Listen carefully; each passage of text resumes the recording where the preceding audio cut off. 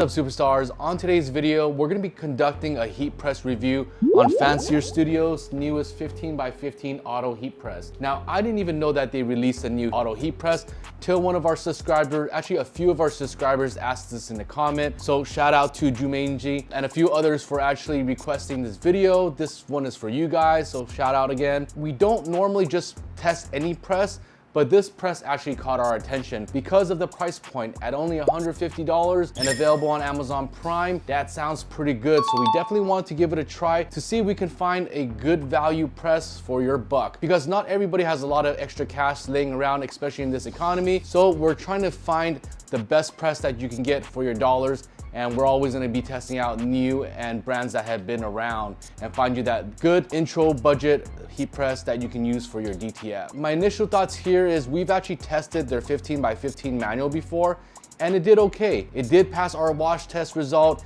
It had 4.6 stars and over 9,000 reviews on Amazon, and the price point was at $174, so that was pretty good, and it was actually one of our recommended presses. Now, when it comes to the automatic heat press, we're always very skeptical because of the lack of pressure that these presses can output. So we're gonna see if this Fancier Studio auto heat press can deliver what it says for DTF at that low cost of $150 price point.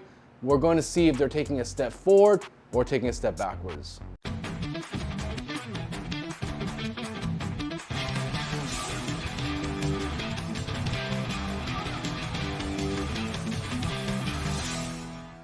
All right, guys, so what we have here, fairly big box, looks like it's 47 pounds. It does have some safety straps, that's good. Let's go ahead and do a quick unboxing. It does have that fragile handle with care as well on all sides, actually. You don't see that very frequently. You got your standard styrofoam box with your instruction manual here. Okay, there's contact information.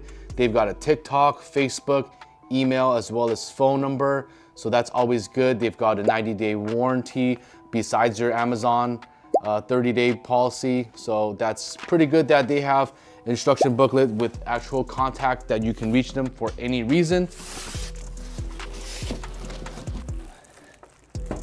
Let's take it out of this plastic bag, and I'm gonna give you guys my initial thoughts about this. So one of the things that actually caught my attention is the way that this press actually looks. You know, we're in 2025 and this kind of looks like it took a step back in production and aesthetics. It looks like an old IBM computer in my opinion.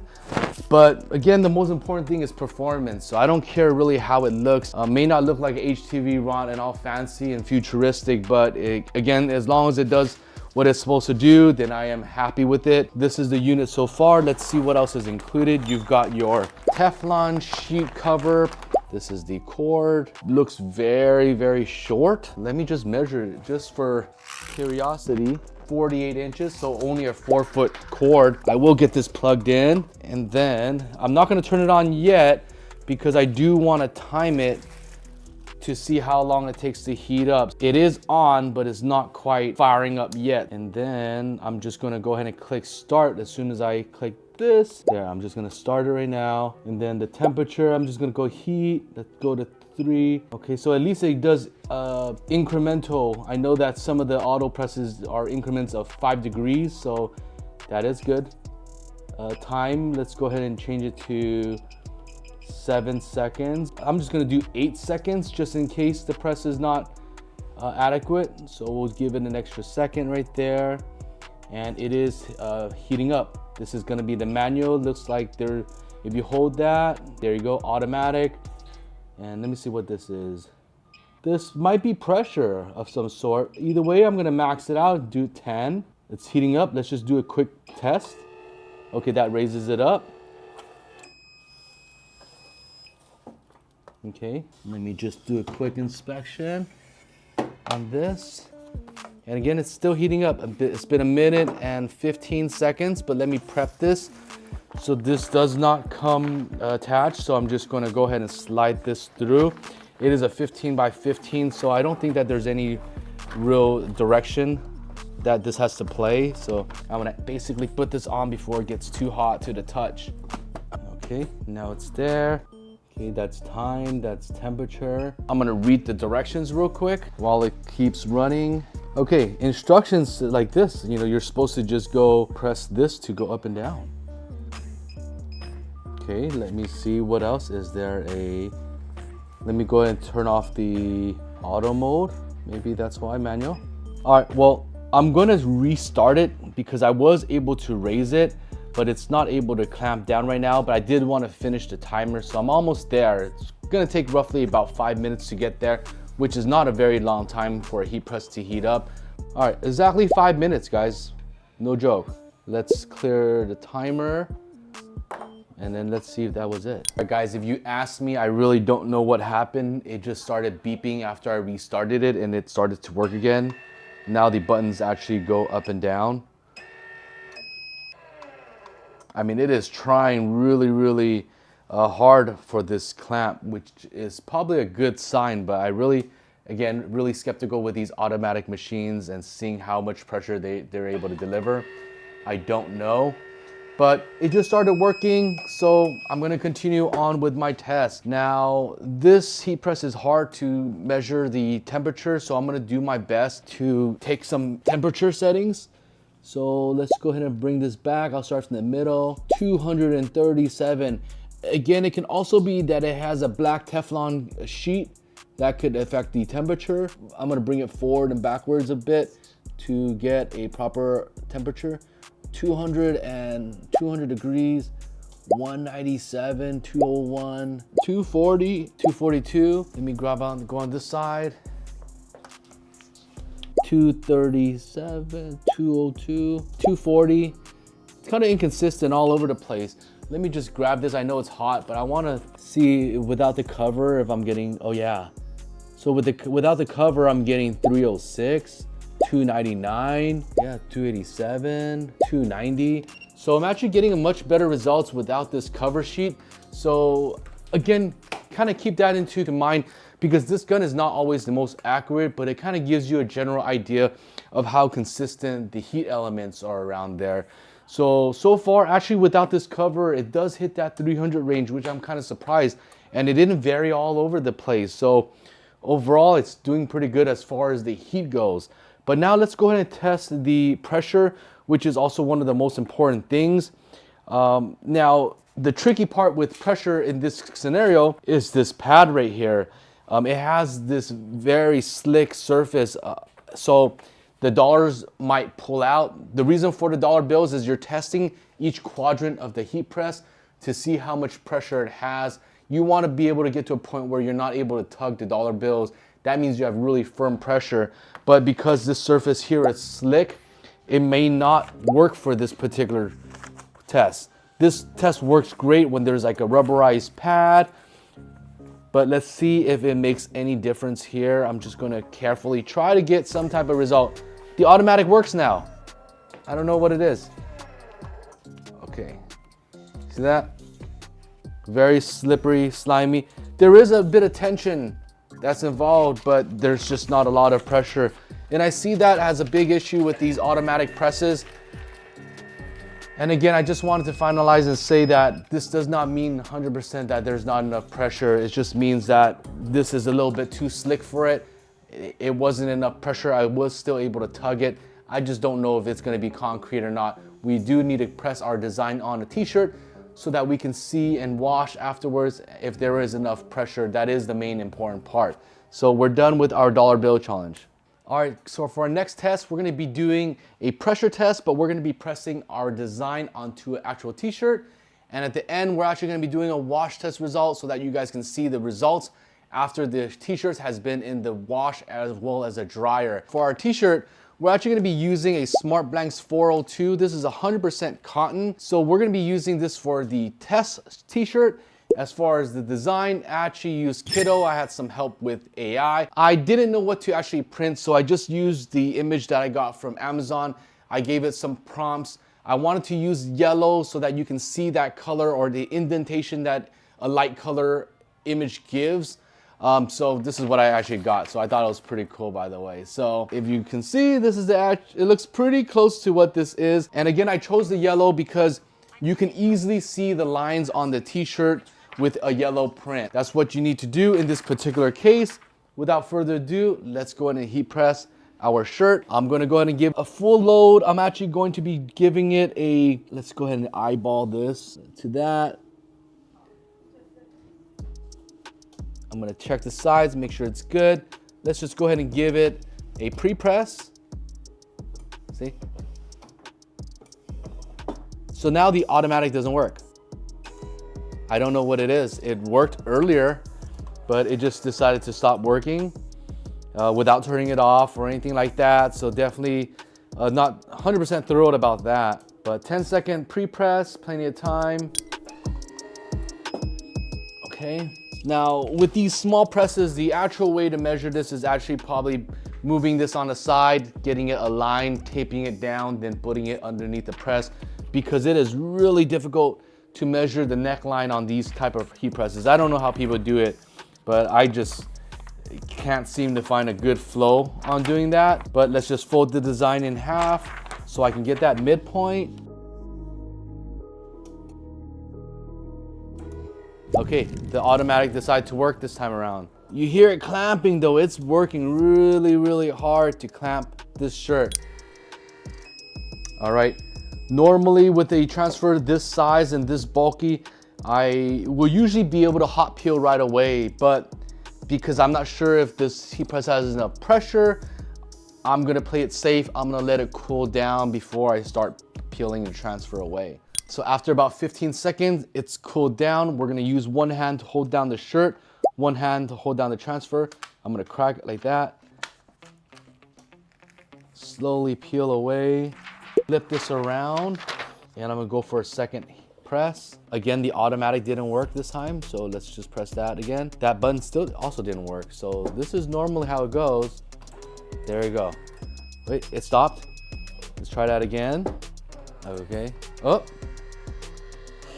I don't know what happened. Let's try that again. One more time. Change it to manual. Change it to automatic again. 10 pressure. All right, not sure what happened. Best thing we can do is turn it off again. Okay, let's turn it back on.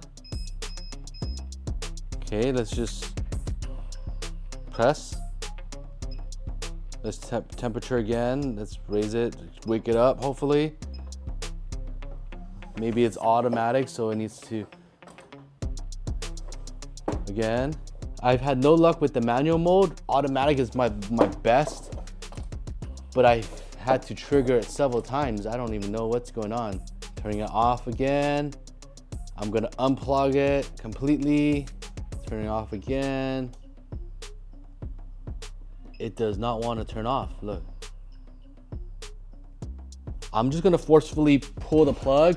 If any of you guys have this heat press, let me know if you guys are running into this issue as well, or if there is something that I'm not following on the instructions, but it is really acting up on me. So let's make sure that the temperature is set again. I'm gonna look at the time. Everything is right. Heating up right now, automatic. I hear it turning on and off and clicking, but it just doesn't want to press because this makes it, there's 3 modes to it, so automatically can go between the different press times. So I am pressing it at the 8 seconds. There, does not work. So let's go ahead and pull it back, see if we can trigger the automatic again. No, turning it off again, turning it on again. 303 on automatic. Let's try again. I just need one more press. Changing it back to manual. You know, earlier, I don't know what happened, but it just started clicking and it worked. So I really don't know what is wrong with it and why it didn't hit that. Let me just hold this down. Try it again. There you go. Manual mode now worked. Not sure what happened. You guys seen it live. Let me know in comments if you guys are dealing with this.